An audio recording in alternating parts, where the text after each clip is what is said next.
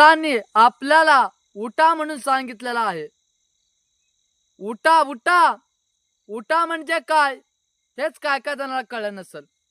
तर संतांनी सांगितलेलं उठा, जागे व्हा. जागे व्हा. 2 नंबरला सांगितलं. जागवून करायचं तरी काय महाराज? तर जागा होऊन करायचं काय हे देखील आपल्याला सांगितलेलं आहे.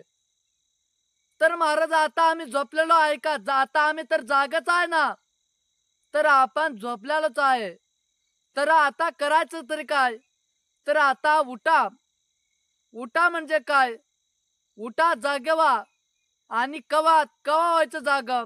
तर आता ज्या स्थितीत आहे त्या स्थितीला जागं व्हा. जागं झालोय, आम्ही जागच आहोत. आता करायचं काय? तर आपल्याला संतानं सांगितलेलं आहे स्मरण करा. स्मरण करा, स्मरण करा असं संतानं सांगितलेलं आहे. तर कमीत कमी माझ्यासारख्या पामराचं जरी ऐकू वाटत नसेल, तर तुम्ही संताचं तरी ऐका. हीच विनंती आहे. रामकृष्ण